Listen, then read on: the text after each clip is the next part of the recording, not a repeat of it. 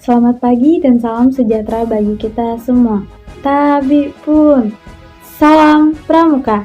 Izin memperkenalkan diri, nama Susi Sulastri Banurea, NPM 2013023047, Fakultas Keguruan dan Ilmu Pendidikan, Program Studi Pendidikan Kimia kelas 1A.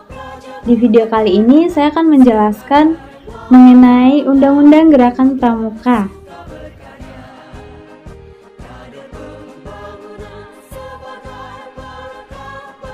Pasal 1 terdapat 14 ayat yang menjelaskan tentang definisi gerakan pramuka, pramuka, kepramukaan, pendidikan kepramukaan, gugus depan, pusat pendidikan dan pelatihan kepramukaan, satuan komunitas pramuka, satuan karya pramuka, gugus dharma, kuartir, majelis pembimbing, pemerintah pusat, pemerintah daerah, dan menteri.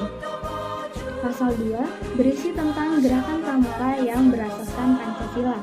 Pasal 3, gerakan pramuka berfungsi sebagai wadah untuk mencapai tujuan pramuka melalui pendidikan dan pelatihan pramuka, pengembangan pramuka, pengabdian masyarakat dan orang tua, serta permainan yang berorientasi pada pendidikan.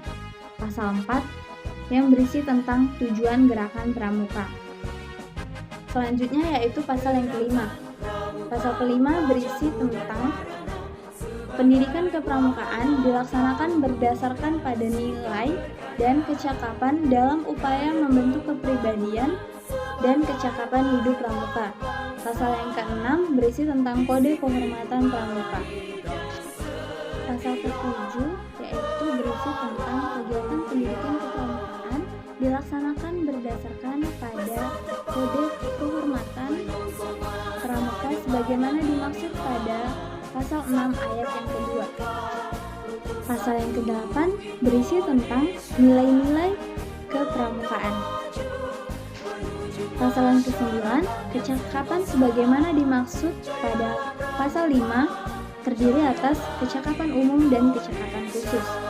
Pasal yang ke-10 berisi tentang kegiatan pendidikan kepramukaan dilaksanakan dengan menggunakan sistem AMONG. Pasal yang ke-11 berisi tentang pendidikan kepramukaan dalam sistem pendidikan nasional termasuk dalam jalur pendidikan non-formal yang diperkaya dengan pendidikan nilai-nilai gerakan pramuka dalam pembentukan kepribadian yang berakhlak mulia, berjiwa patriot, taat hukum, disiplin, menjunjung tinggi nilai-nilai luhur bangsa, dan memiliki kecakapan khusus. Selanjutnya pasal ke-12. Pasal ke-12 berisi tentang jenjang pendidikan kepramukaan terdiri atas jenjang pendidikan 1. Siaga, 2. Penggalang, 3. Penegak, 4. Pandega. Pasal ke-13 berisi tentang setiap warga negara Indonesia yang berusia 7-25 tahun berhak ikut serta sebagai peserta didik dalam pendidikan kepramukaan. Pasal 14 berisi tentang tenaga pendidik dalam pendidikan kepramukaan yang terdiri atas 1. Pembina, 2. Pelatih, 3. Pamong, 4. Infrastruktur. Selanjutnya pasal ke-15 membahas tentang kurikulum pendidikan kepramukaan. Pasal ke-16 berisi tentang satuan pendidikan kepramukaan terdiri atas gugus depan dan pusat pendidikan dan pelatihan. Pasal ke-17 berisi tentang evaluasi dilakukan dalam rangka pengendalian mutu pendidikan kepramukaan sebagai bentuk akuntabilitas penyelenggaraan pendidikan kepramukaan kepada pihak yang berkepentingan.